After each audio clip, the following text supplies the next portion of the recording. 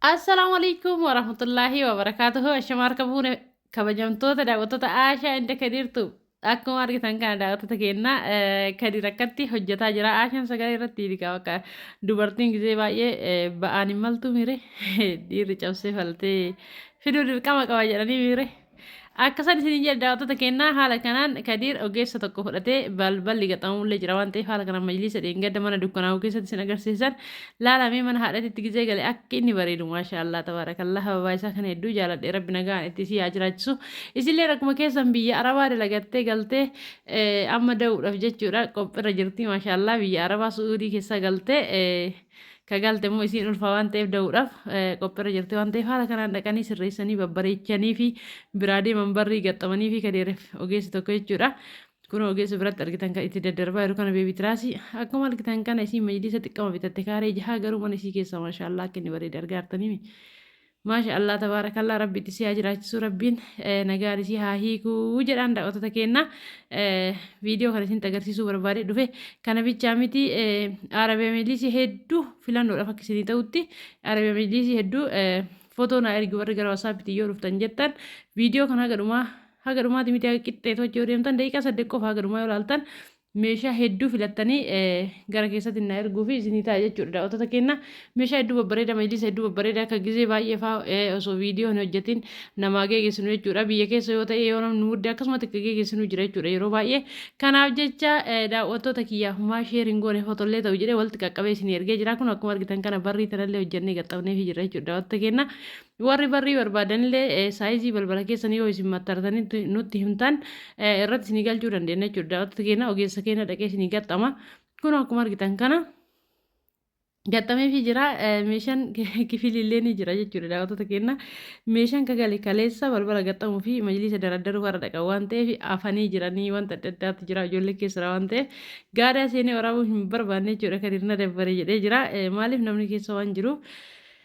isilleen viidiyoo seenuu diddaaf gara gaariitti seentee jirti namni tokko tokko viidiyoo hin jaalatu jechuudha daawwattoota keenya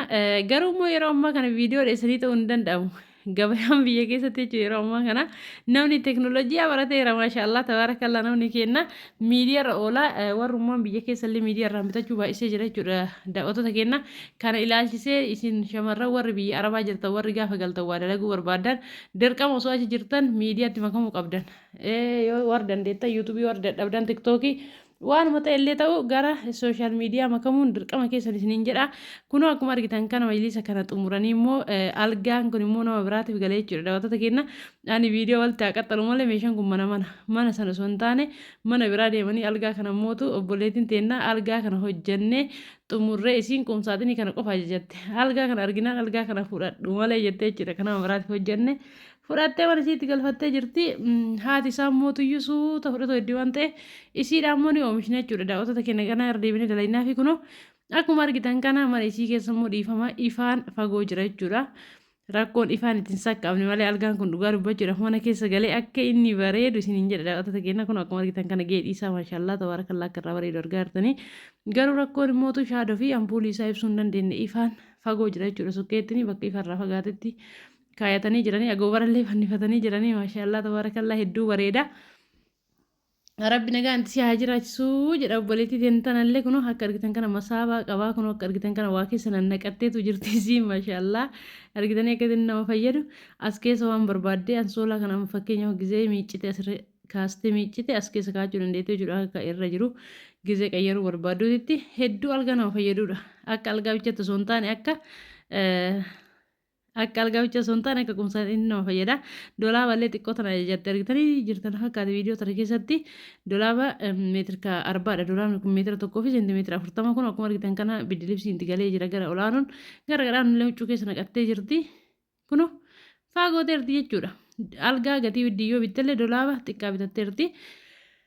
akkuma humna ofiititti waan barbaadan kamuu mana guuttachuu dandeettan isiniin jedha daawwattoota keenyaa isin sheer laayik sabskiraayib gochuudhaan nu jajjabeessaa nummootu meeshaa babbareeda fi meeshaa warra meeshaa qaqqaalii barbaadanillee meeshaa qaqqaalii meeshaa kwaaltii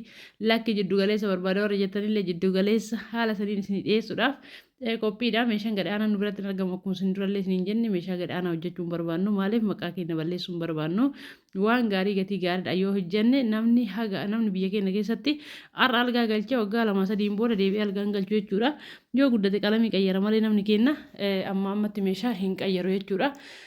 Amma immoo daawwattoota keenyaa kun akkuma argitan kana akkuma dura isiniin jedhe daqiiqaa 5 qofa isin wajji ture haala kanaan footoo isinii galchee jechuudha. Footoowwan kanneen wanta isinii ergee fi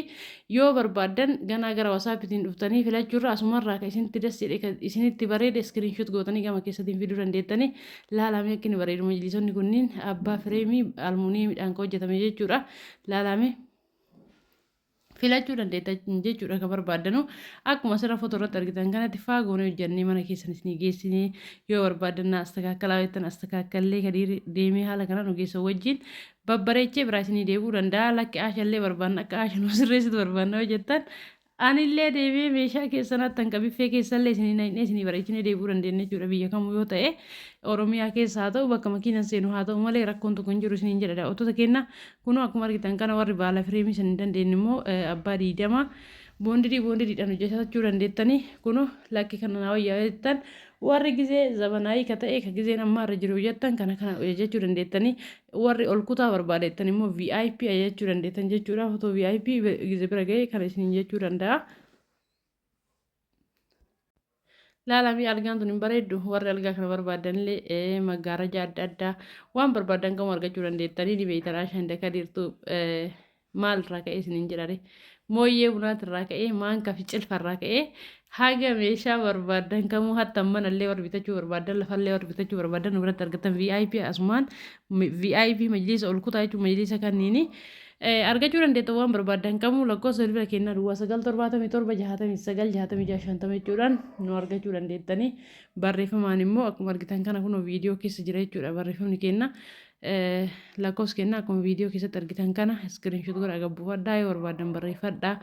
gama keessatiin kottaa isiniin jedha. Warri nu kabajanii nu jaalatanii yoo guyyaa tokko guyyaa lama nu viidiyoo gadi dhiisin maal taatan jettanii nu gaafattan guddaa galatoomaa nullee isin jaalanna isin kabajna. Galatooma isiniin jechaa kun filannoon meeshaa akkuma itti fufeetti jira. Haala kanaan nu filachiisuu yoo jettan haala kanaan yeroo baay'ee viidiyoo meeshaa geeggeessinee yoo gadhiisu duubarraan isinii hidhuu danda'a. Lakki gara teelegiraamiitii yoo jettan immoo teelegiraamii keenya jala seentanii filachuu dandeettan jechuudha. VIP jechuun kun kana jechuudha. Maashaallah tabaarakallaa hedduu bareeda majlisni kunniin illee ni bareeda garuu ol kutaan isisan jechuudha. Gizee ammaa kana namni biyya keessatti illee warri bitataa jiru kunis VIPdha. Carqiin isallee carqii ol kutaadha jechuudha. Majlisa kanneen gatiin isallee akkasuma widdiidha. Haa ta'u hundaafuu wanni widdiin waanuma gaariidha. Wanni gadi aanan immoo waanuma gadi aanadha jechuudha. Daawwattoota keenyaa waan gadi aanan bitatina eegeeffachuun keessan oole ijoolleen 200-300 jette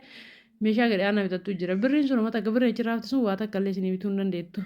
Kana amannaa wantuma bitattan san waan kwaaltii bitadhaa isiniin jedha bakka feetanillee bitattan ani Aashaa bichaa bira bitadhaa isiniin jechuu osoo hin taane bakka kamillee bitattan waan gaarii waan babbareeda bitadhaa waan yeroo dheeraadhaaf isinii fayyadu bitadhaa isiniin jechuu barbaada. Share like subscribe gochuun raafatina akkuma maggaarajaa barbaadan sirraa screenshot godhadhaatii gama keessattiin koottaa isiniin jedha daawwattoota kiyyaa isin jaalanna isin kabajna viidiyoon gara dhumaa deemaa jira waan ta'eef nagaan nu jiraadhaa. Assalaamu alaikum warahmatullaahi wabarakatuh.